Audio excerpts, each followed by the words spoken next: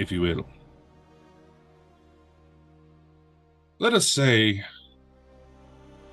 just as an example,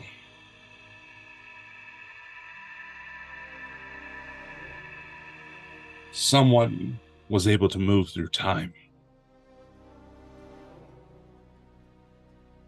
And their reasoning for this action was to assist one of their parents.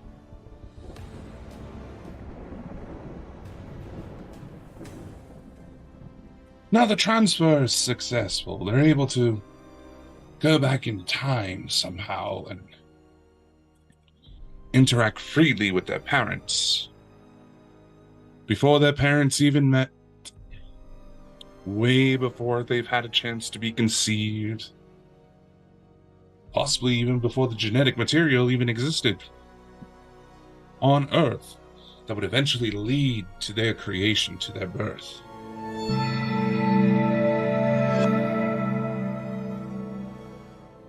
And it is during these interactions, the individual unknowingly, or perhaps knowingly, whatever the situation may be, their actions influence the natural chain of events. It disrupts it. Their parents might have taken in order for them to meet under natural circumstances.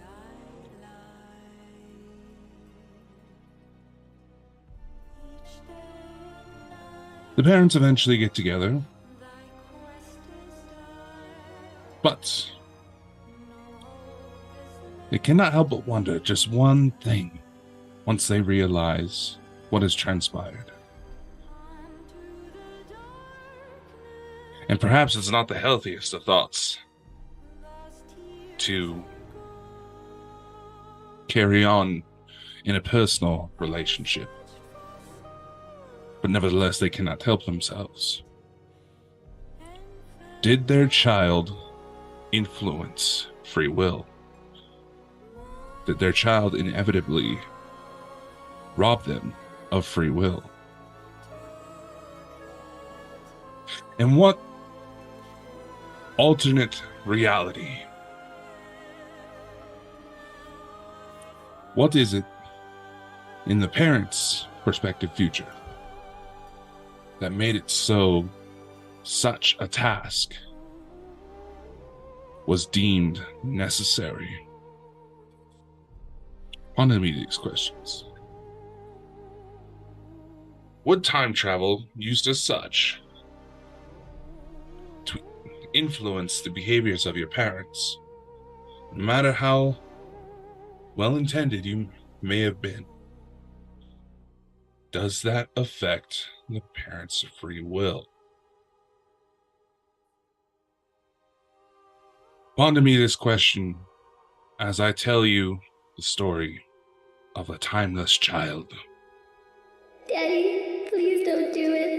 Please don't do it. Don't do it.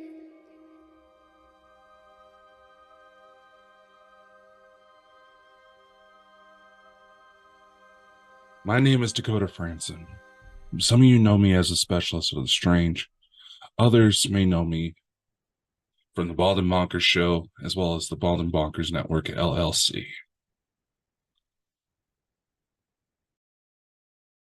Before I get into this story, I am obligated to give you this warning. The situation I'm about to describe is not for the faint of heart. The situations I'm about to describe may trigger some people, especially with the timing of this release being so close to the holidays.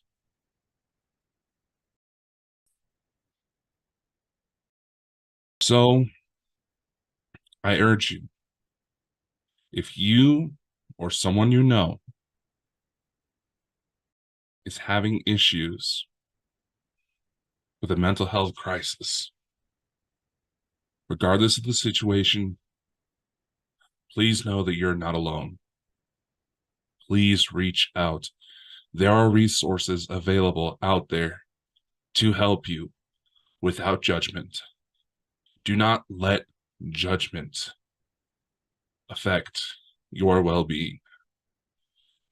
If you feel like you can't talk to family, if you feel like you can't talk to friends, there's hotlines out there.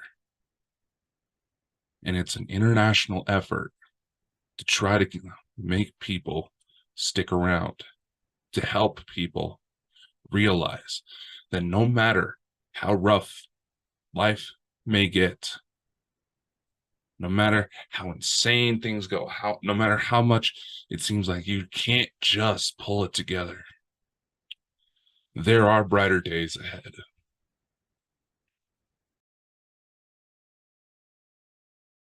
A part of me cannot help but wonder if certain groups are misguided in their intentions. They might use phrases like love and light, keeping things high vibration. And while they may have the best of intentions, they also have a pattern of ignoring someone who truly needs help. They may feel that they are protecting others, but in these moments,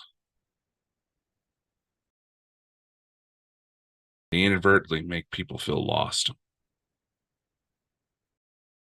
Sometimes, in order to build better days, we have to acknowledge the shitstorms and the lessons that come behind them. New age concepts and followers try to say we shouldn't share these types of encounters as they may manifest negative intentions. But I will also say this, in many ways, these same groups utilize that as a justification for their own bias. The individuals who may not be doing a very good job in regards to presenting certain ideas that things can't go wrong. They present these ideas and end up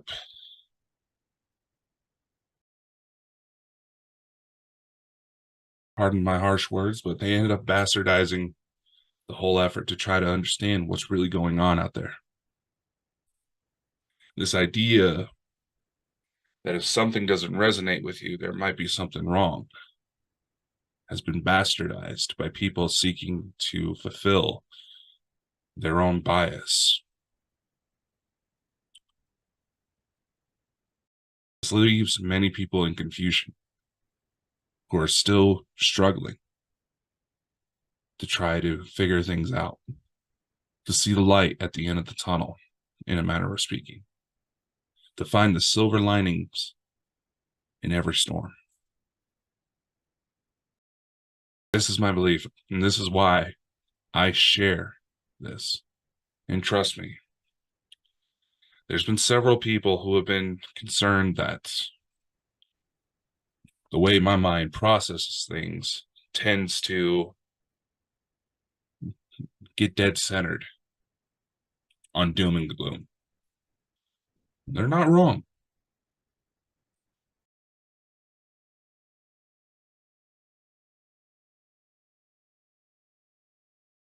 But here's the thing. This is where balance must be fought and understood. Much like how, simplify things a little bit, much like how you're planning a big road trip, but you know that you have an older car, and it's probably a good idea to get your car looked at before you take it on that trip. You can take necessary precautions. It'd be wise to take those precautions to minimize the potential fallout for something going wrong. But at the end of the day, if you don't take that risk, take that trip, you may miss out on something truly magnificent. This is the mentality I hope many of you keep in mind as I tell you this story. Some of you may have heard of it. Some of you might get a little confused as new information has come forward. Do not fret. You have to realize when it comes to these journeys, much like the example of the road trip,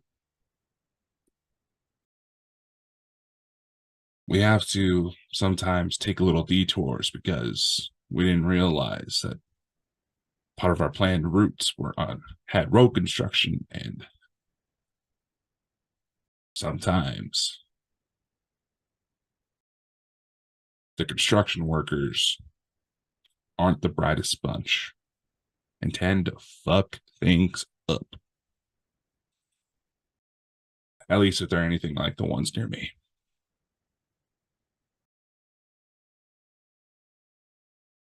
So whether or not you choose to believe my story is no longer my concern.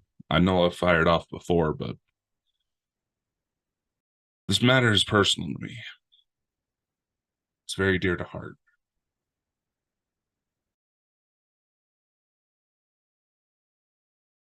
And while I understand skepticism is wise in these endeavors, we must also acknowledge that sometimes stories are too grand for the person who experienced these events to even be able to pull out a camera to find themselves proof. As simple as that. But that's the nature of our world, isn't it? While there's a lot of darkness, there's also a lot of light.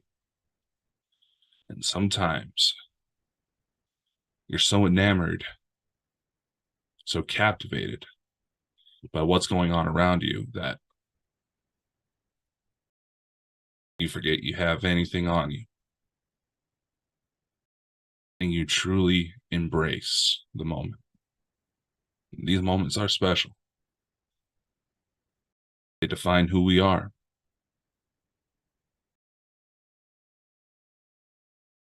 Much like how finding a way to pull yourself from the darkness defines who you are. So please, again, if you are struggling, know that there is better days coming. But you have to stick around. Be willing to tough it out just a little bit longer. I know it's hard, believe me, but it is possible. You gotta tough it out just a little bit longer in order to see those better days.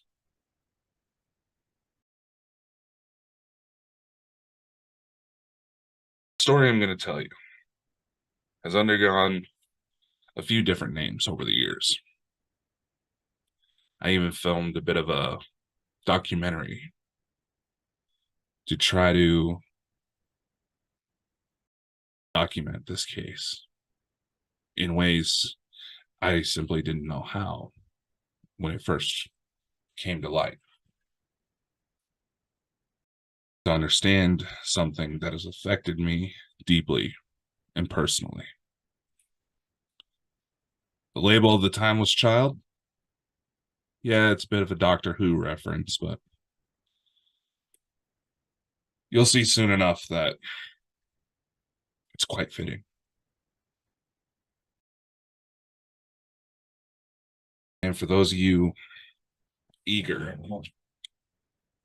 to try to discount my story, Well, I'm just going to be honest here. From what I've seen about your behavior, you've got problems of your own you should be focusing on. And if this story somehow helps any of you that see this, that hear it,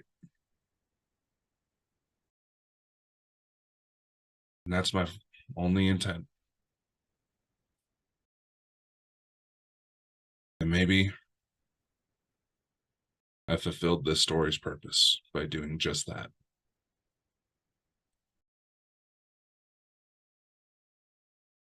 In many of my previous videos, I disclosed that there's been certain events that transpired in my life.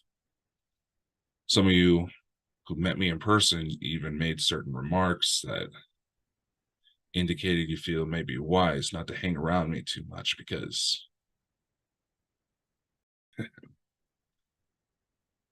I ain't afraid to put up a fight against true darkness, true evil. And there have been many of my stories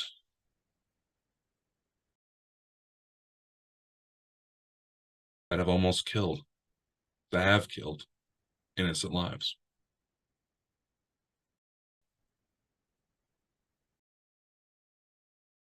This one begins when I was 12 years old. There may be a bit of time jumping, but this is when the ordeal came to my attention fully.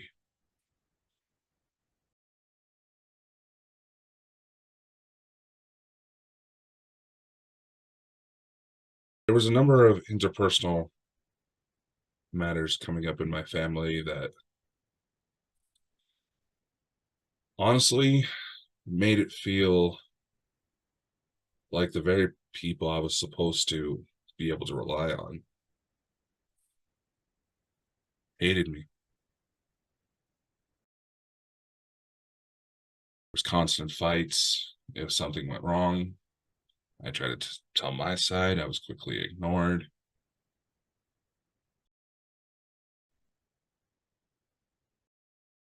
The ordeals got to be so frequent and troublesome that I ended up going to live with my grandparents for a little bit.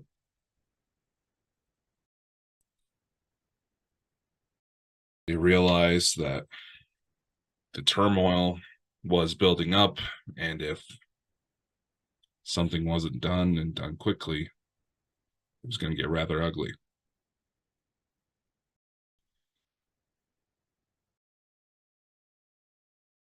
So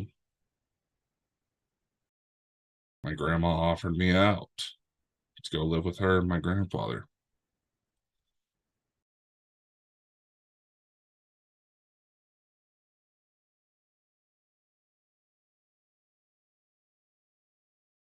More often than not, when a kid is already in a certain frame of mind, that the people they're supposed to rely on hated their guts, didn't want them around, hated them just existing, picking apart every little action like they were some criminal. Yeah, they're going to want to leave.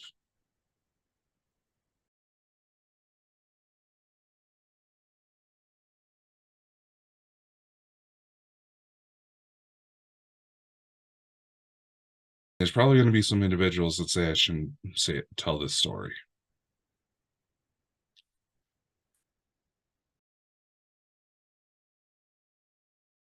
But honestly,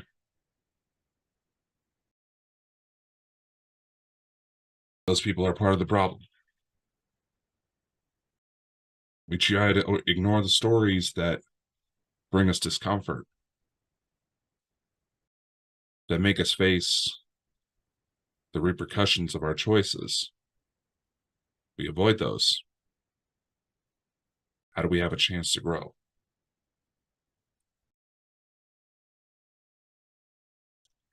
And the people involved in this story, bridges have been slowly mended. I know it bothers them that I talk about this type of stuff and even publicized about it in a book, but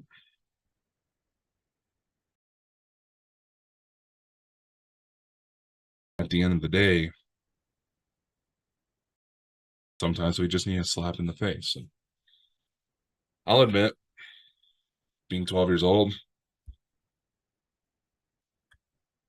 a young boy entering puberty,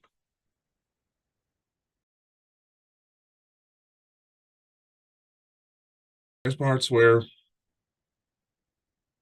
I provoked the situation, made matters worse. Perhaps in many ways, that's where a lot of us who have issues in interpersonal relationships start to develop the habit of pushing people away just as they're starting to grow close.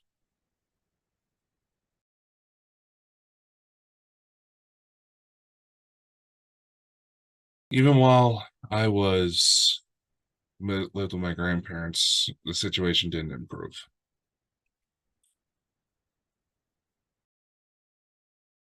My grandparents lived in a small town that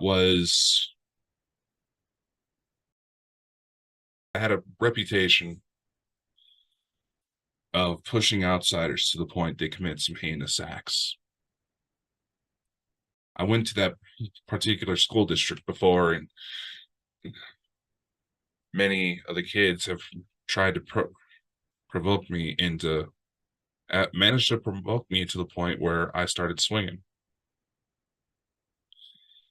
Then I got into a lot of fights. Then they tried to play the victim just because I won that fight.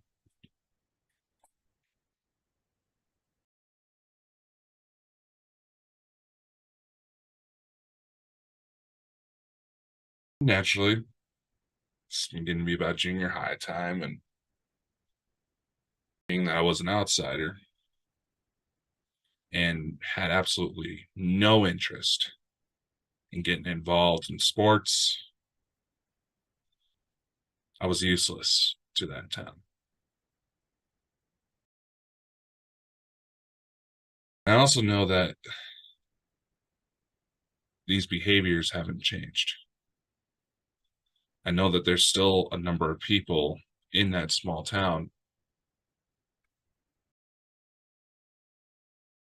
who push and provoke to the point where people either try to take their own lives or they take out the people closest to them. Anyone from this small town will try to deny it, but it happens all the time. And I know it personally because that's kind of what happens when you have direct lines with emergency services in the area. Anyway,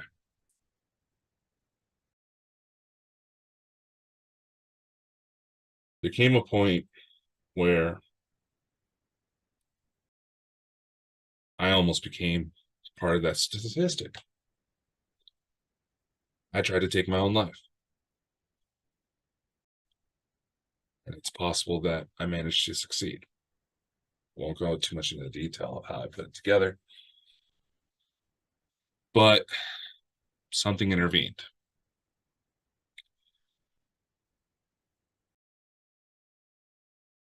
As I was starting to lose consciousness, I remember this bright blue light popping out of nowhere.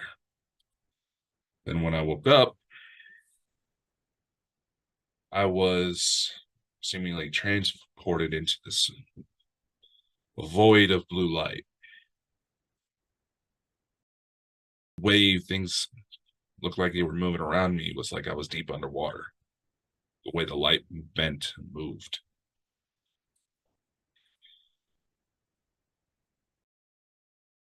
Wasn't able to move my body. I'm barely able to move my eyes.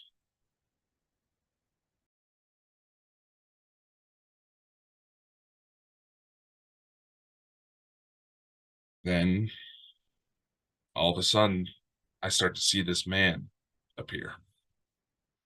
Look fairly tall, had kind of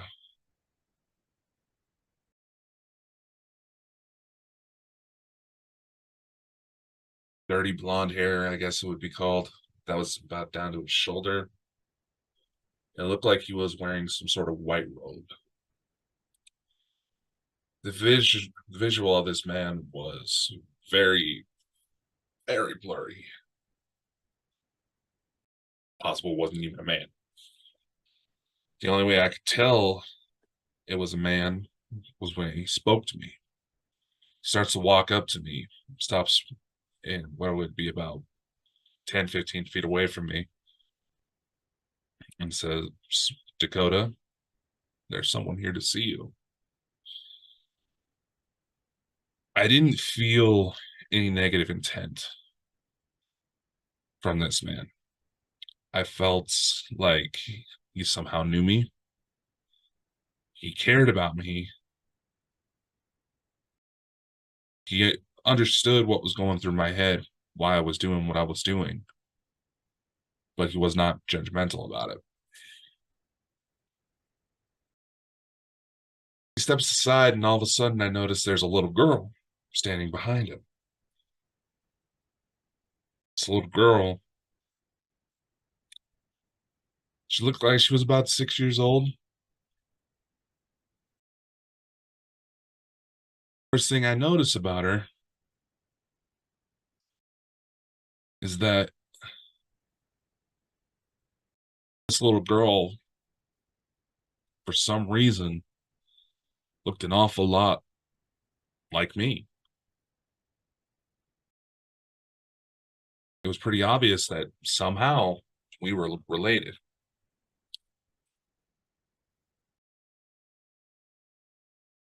She starts to, slowly walk up to me like she's nervous about approaching me.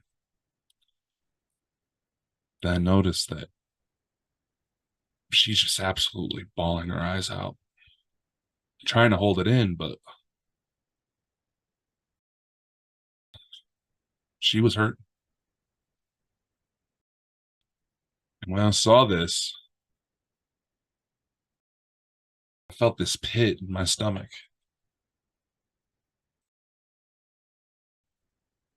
Like I just knew that this little girl somehow knew what was going on, that this was somebody important. I didn't know how, I didn't know why I felt this way, but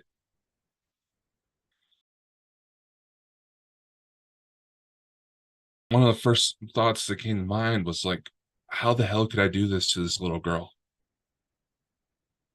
I didn't know her. I didn't know who she was. None of that. But I knew that my actions were hurting her. It seemed like this pit in my stomach was enough to kind of jar me more into the vision or whatever you want to call it. Second, I started having these thoughts. There was this little girl. She had a look on her face like,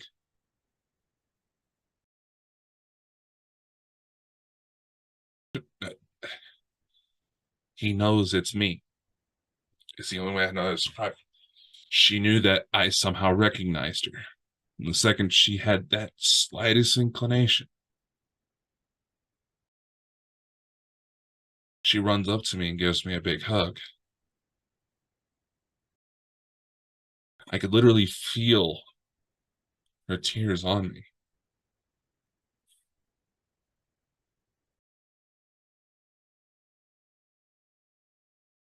I kind of push her back just a little bit to look her in the eye, and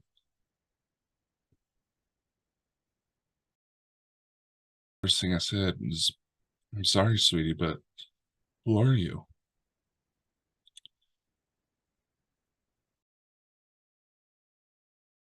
She looks at me deep in the eye.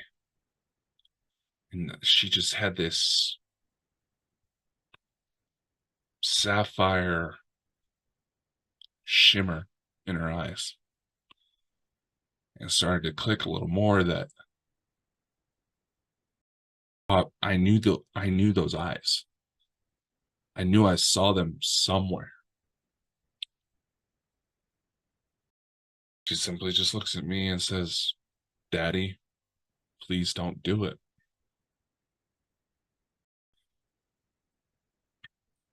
She gives me a little kiss on the cheek, and I start to notice the blue void around me started to fade a little bit. It was like I was seeing these people observing me. I couldn't really make out a lot of details. Before I had a chance to make out any details, I was sent back to my body. And I was shaken enough to where I was able to pull myself out of that state. I basically, I quickly put everything away that I tried to use to hurt myself. I didn't take any pills or anything like that. So it was easy to kind of just rearrange things to where if somebody were to walk in the next few minutes, I could have just brushed it off as I was looking for something and didn't remember where I put it. I was a 12-year-old boy. It wouldn't have taken much for me to lose something. It was getting late, and that whole ordeal was just so much to process. I just, it's like, you know what? I'm just gonna go to bed. I'm gonna sleep on it. Try to figure it out in the morning.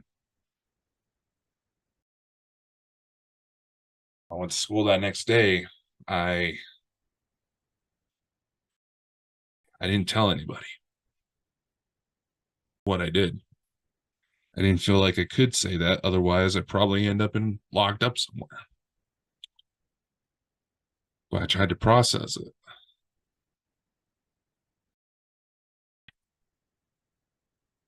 Immediately, the first thing that I couldn't shake was that it's like, wait a minute. She called me daddy. How could I have a daughter? I'm 12 years old. I was 12. It would be another 2 years before I even kissed a girl, let alone had sex. I mean, how the hell could I have a dad be a dad? I was like, okay, no, okay. That had to be some weird hallucination that was just I don't know. I don't know what I was thinking. I was like, there's no way that little girl was real. And there was no way that that was real. No, no, no, no, no, no, no. Then there was this voice. Anytime I would try to shoot it down, there was this voice in my head. It was a woman's voice, older,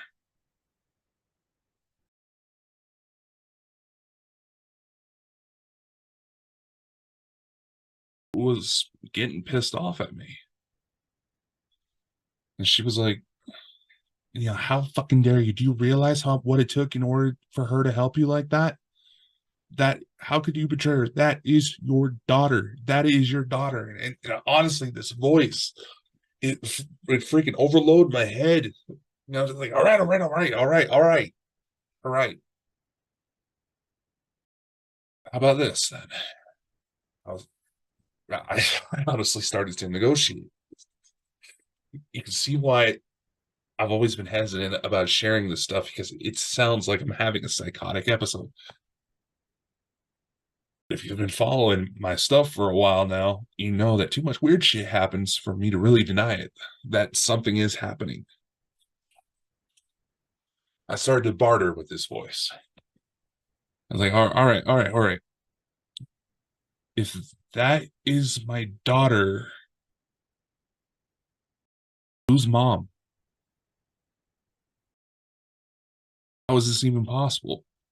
It was like there's two main questions that came to mind. How was this even possible? And who was mom? Being a heterosexual preteen boy, there was a third question, naturally, that wasn't as important, but felt like I should know. Was the mom hot?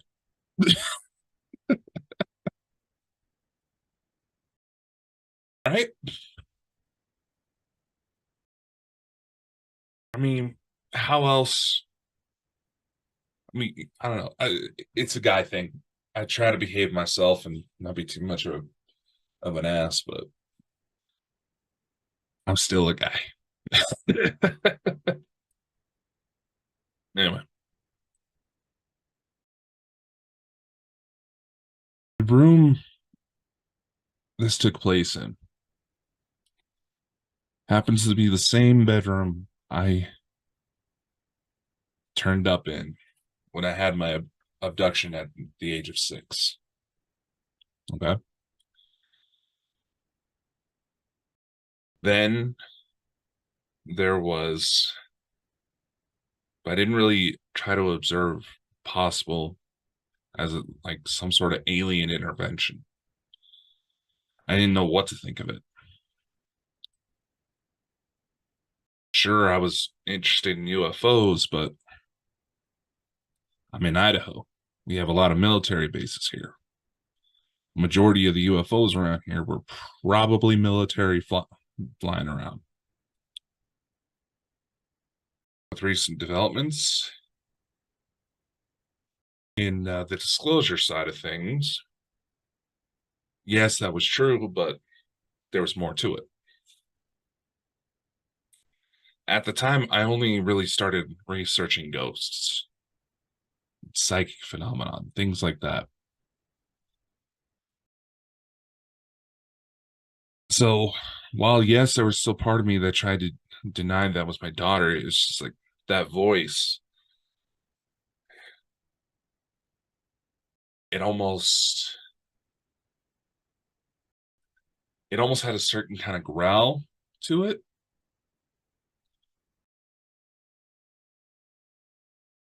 Like a woman trying to beat a guy into sense that that is your child. But again, I was only 12 fucking years old. How the hell do I have a child?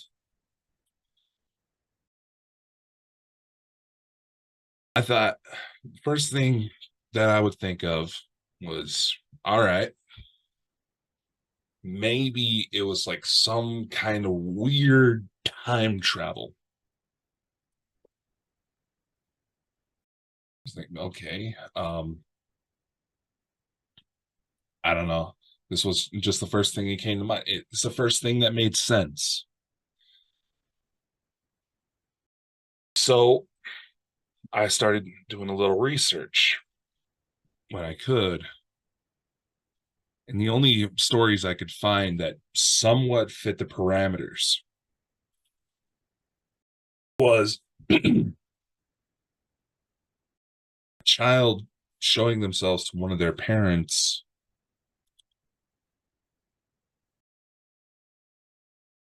when that something like that would happen. The only instances I was able to come across in my research, granted, I had no clue what I was doing. I was just kind of shooting in the dark here.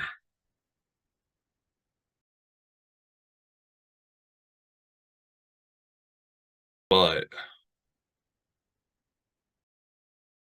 the only instances I came across where something similar to what happened to me took place with already expecting parents. They may have not necessarily known that they were expecting a child at the time of the incident, but they would find out later that yes, they had a child on the way. Okay, makes sense. Which leaves an obvious question coming from anyone who's had this happen to him, not just a child. More so because I was a child, but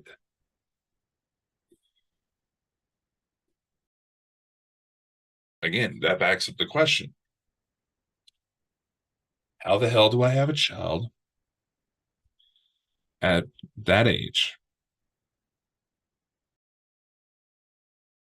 If so, and if this was a case where that the mother was already pregnant, somebody's got some fucking explaining to do. Simple as that. There's a lot of people when I go to tell that part of the story, it's like, oh, you're special. She can't. I was like, I was a 12-year-old child being told that I was a father. Hello, supporters of me too. It blew my mind because it blew my mind that the some of the women I would tell the story to who heard the story, like, oh my god, that's amazing. You must have a special bond. We're also avid Me Too supporters. Like, I was 12. I didn't have sex yet. How the hell do I have a daughter? Ugh. Nature of the beast, I suppose. So I figured, okay, if maybe if the child was somehow able to come to me at that time, maybe it doesn't always have to be pregnancy. Maybe I already know who mom is. Maybe we've met, but we haven't, we're not in a relationship. We met, we know who each other, we know each other somehow. After, if I remember correctly, it was about a week. I get this message on Facebook from a girl that was in a class in my class at my old school,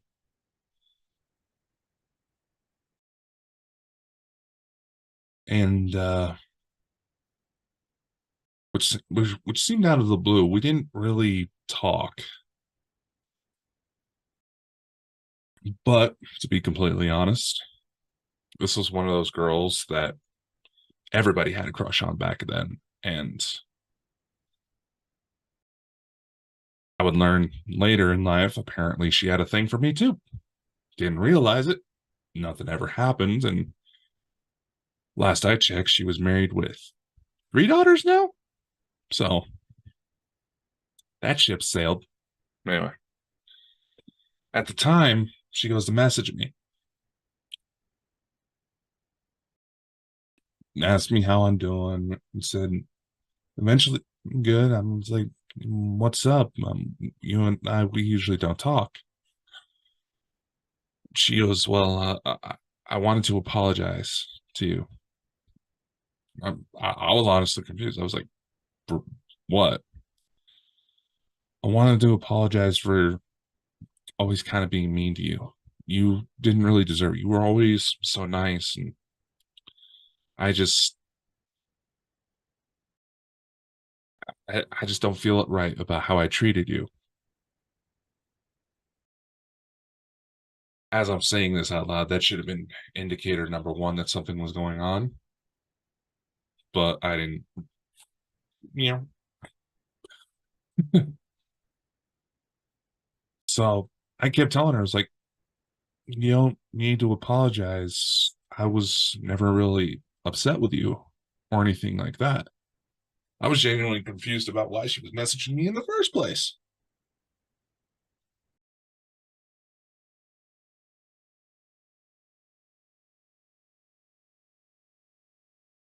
But then I realized that clearly she kept persisting, asking if I would forgive her. And I'm just sitting there like, okay, this is new. This was honestly the first time as a man that someone actually reached out to apologize on their own accord.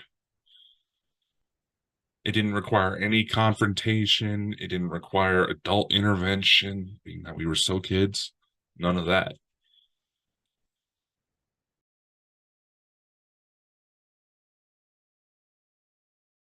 This was the first time. And speaking as a man, we don't honestly get that all a lot. We're just expected to take all the blows because we're men. I realize, people don't realize warriors need support too.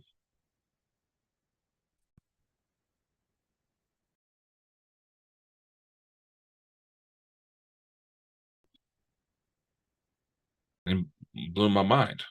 I was like, okay, wow. This obvious, this clearly means something to her. So messaged her back and saying, I'll be honest. Like I said, I never really had any problems with you. I never really saw you in that light. There was a lot worse things going on. There was a lot worse happening to where you didn't, but I forgive you and I thank you. And we continue talking. She asked me, where I've been, where I disappeared to. We get to talking enough to where I start thinking about asking to move back in with my mom. So that way I could be back in this girl's class.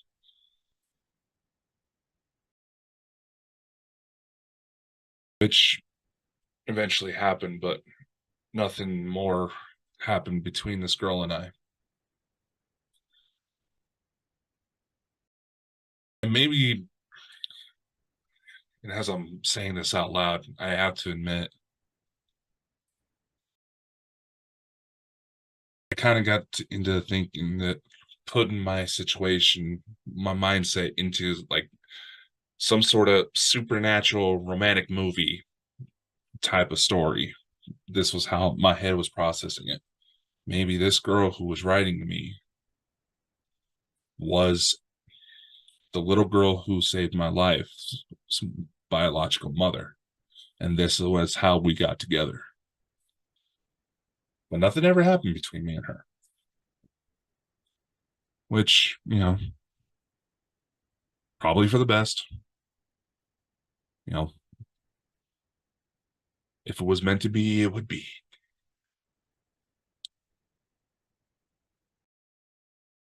Growing up from that, anytime I would get involved in a relationship, part of me was always picking apart my then girlfriend, whoever it was at the time, trying to see, like, okay, did they kind of look like her?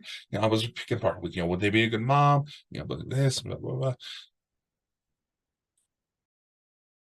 Basically, a long line of paranoid ass thoughts that no kid should even have to think of, you know? And that little girl, it wasn't a one-off situation she would appear. There would be times where if my mind started to slip into that ways, it seemed like she would appear again. She would just, kind of pop up in the corner, wave hi, let me know that basically she would do what she could to let me know she was still there. And even then, I was getting paranoid. It's like, okay, she's hanging around that particular girl a lot. Is that her mother? Is that her mother? Is that her mother? People are like, Dakota, how come you have issues with relationships? Is this why?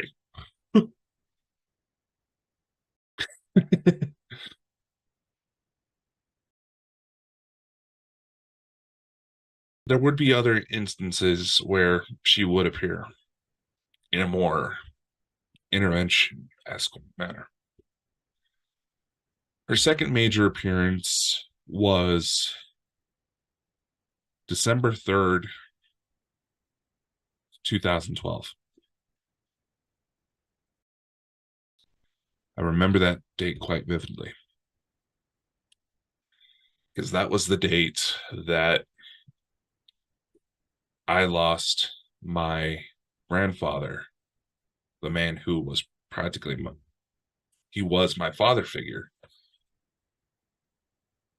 In the scope that, as the saying goes, any man could be a father, but it takes someone truly special to be a dad. Well, he was my dad. The day he passed away,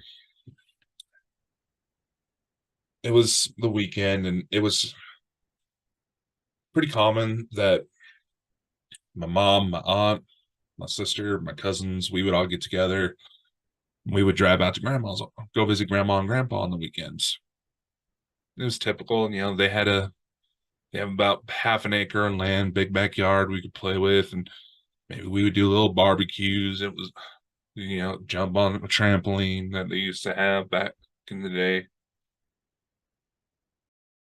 Maybe do camping in the summertime.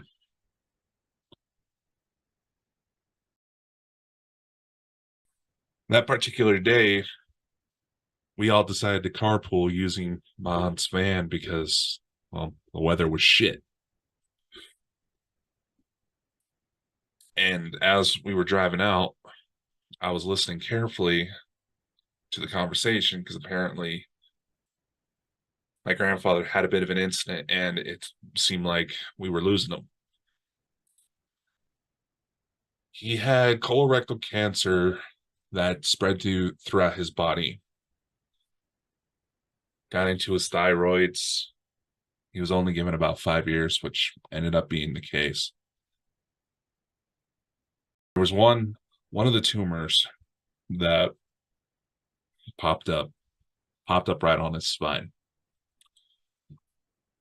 And it grew to a point where you could physically see it on him, sticking out. And we would learn later on that this incident that took place the day he died, it was just a situation where he just went to the bathroom, fell, and couldn't get back up. He couldn't move his legs.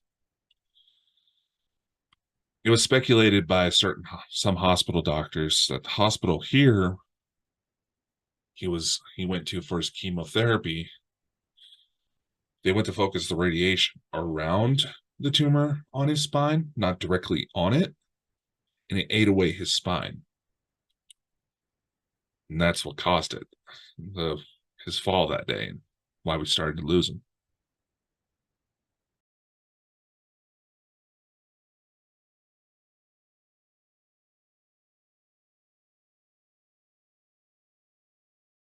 When we started to realize the situation was getting bad, we had to start calling in medics because we knew he didn't have long. We basically, being that I was the oldest kid, I was in charge of, keeping an eye on all the younger kids, and we all we corralled all of my grandma's dogs and all of his kids into one room while the medics came in. Help keep them all out of the way. The room my grandfather died in was my old bedroom. The room where, again, I appeared after my abduction at the age of 6, where I ended up 30 miles away from home. in the same room I first found out about my daughter after I attempted to take my own life. Throughout the day, some of the kids tried to sneak out, particularly the youngest at the time. She didn't understand what was going on, but I had to be stern with her. Said, "Don't leave this room. I know you don't understand what's happening, but it's not good. You got to stay in here." We could hear the medics. I tried to focus in on the situation, try to listen for little clues about what was going on. I was the only one really old enough to be able to understand and process everything that was being said and done. Apparently,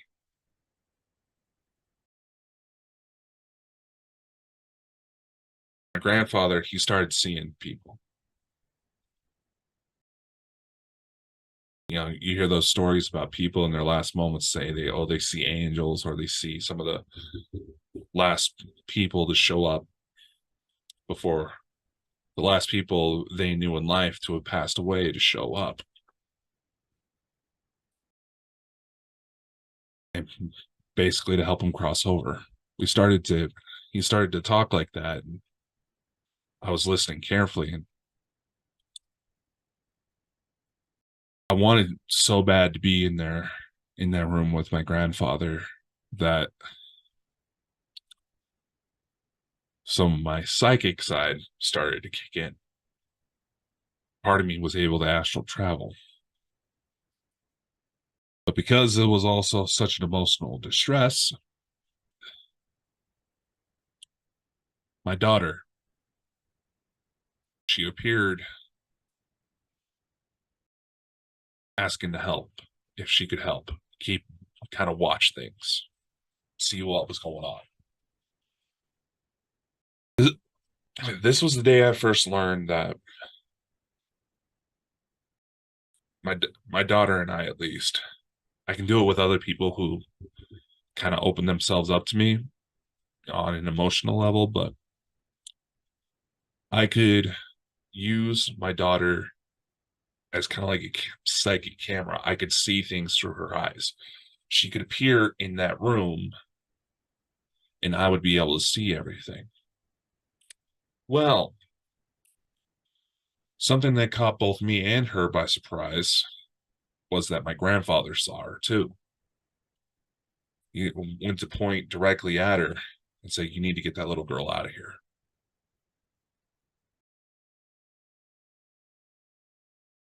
We didn't expect that to happen. We didn't know that was possible. It spooked my daughter just a little bit to where the connection broke. She started to apologize, and I was like, "It's okay, honey. I didn't expect that either. It's okay. Thank you." She stayed in the room with me to try to comfort me. I was the only one who could really tell she was there. The dogs kind of acted like they could see her, but they didn't react too much. They were more concerned because they knew something was off outside that room.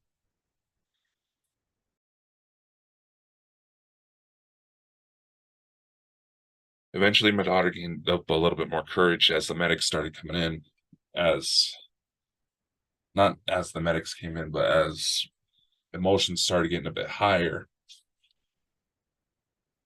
And we could all hear my grandma screaming in the other room because my grandfather was gone.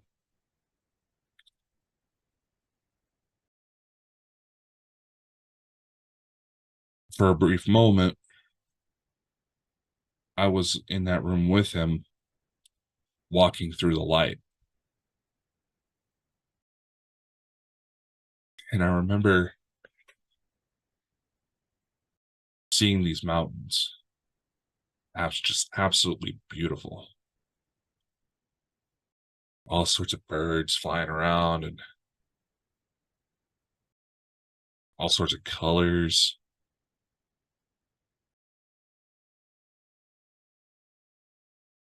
I could see my grandfather standing with another man. And I called out and was like, "Hey, Grandpa." He looked back, it's like, "Dakota, what are you doing here?" And the man, he just kind of waved, realizing what happened. He's like, "Get out of here. Go." With a wave of his hand, I was sent back. And between all this, my chest just started hurting. I could feel the disconnect. I could feel my grandfather in his final moments as his body was letting go.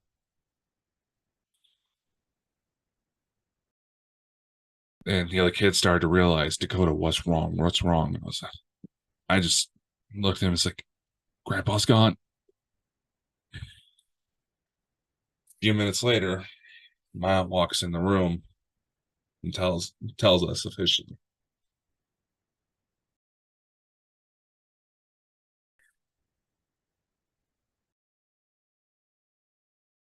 Yeah, it was hard. Being that I was the oldest, my grandfather, I had the most time with him. He practically raised me like I was his youngest son. I was only 15, just about to turn 16 when he died. And, that's kind of a point in life where a young man needs his daddy, needs his father.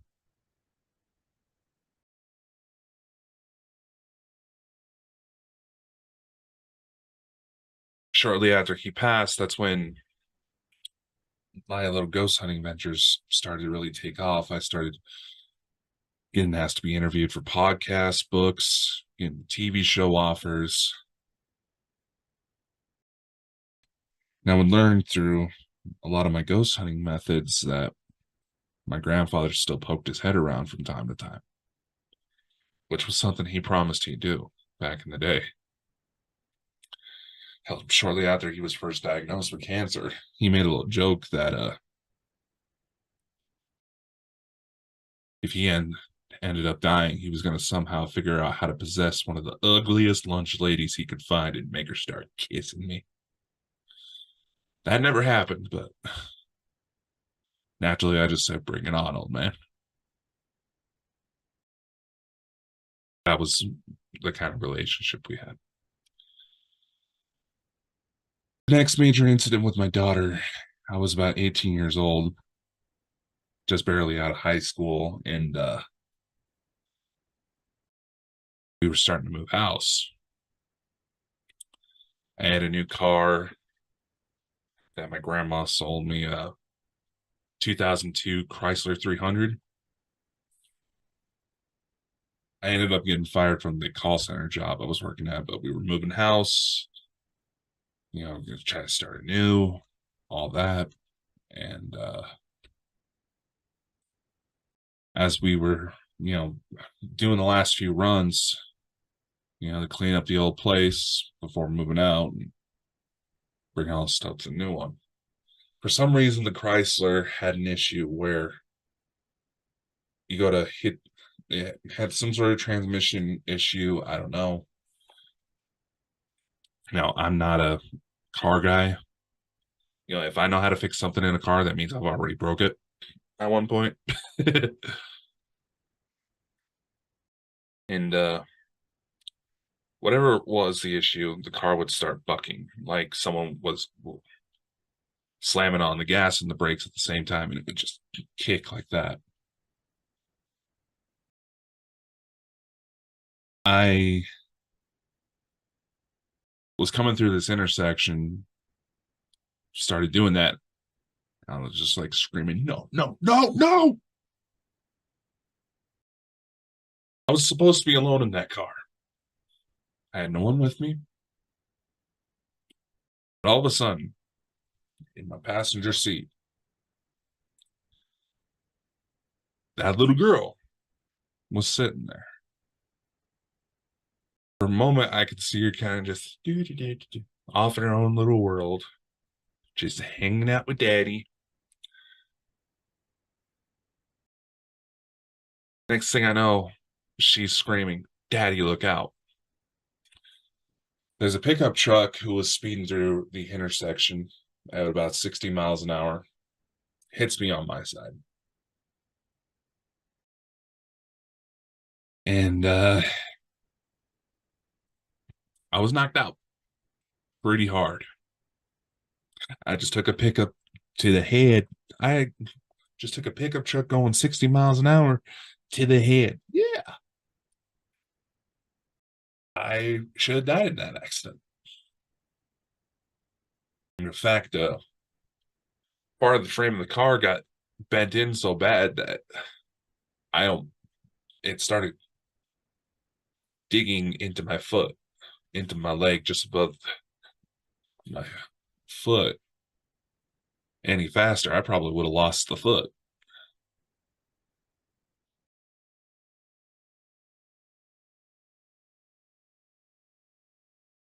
Obviously, I survived that crash, but just after impact, I remember once again seeing that blue light from when I was 12 and the silhouette of my grandfather saying, "Well, you done it now, didn't you?" He's always kind of a sarcastic ass.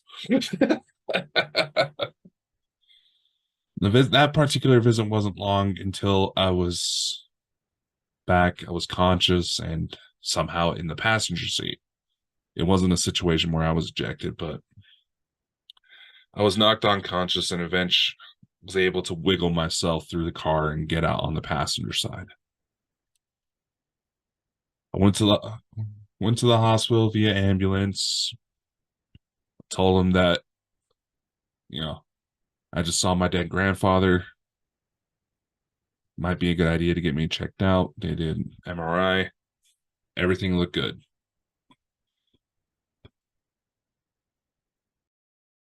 From those incidents, I thought that my child's manifestations could only happen to blood relatives who were in some sort of high emotional stress, some sort of physical trauma taking place.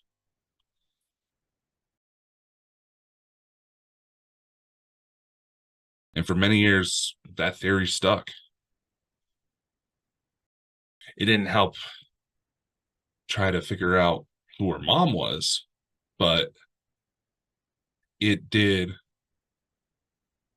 help me piece together, help me understand what was happening, and that somehow there was some bigger purpose I needed to fulfill. Throughout all these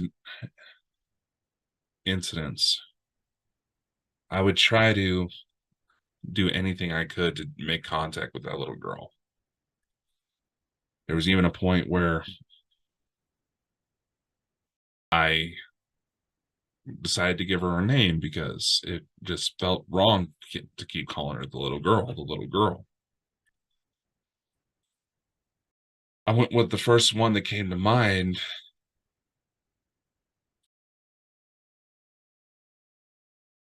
Said, decided to call her Olivia.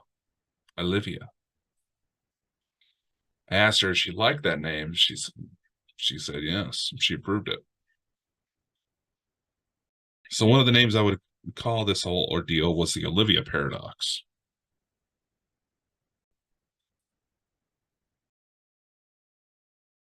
And throughout all that, once again, the theory that it was some sort of psychic time travel taking place held. At least until 2020 came around. And a situation unfolded so severe that not only did my daughter's true history come to light, but so did her mother, so did her brother, and so did mine. And Man,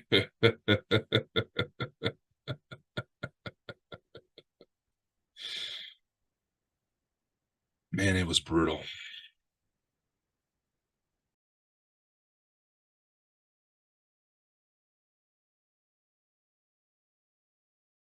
But had she not intervened yet again, not only would I have probably ended up dead, but so would have several others.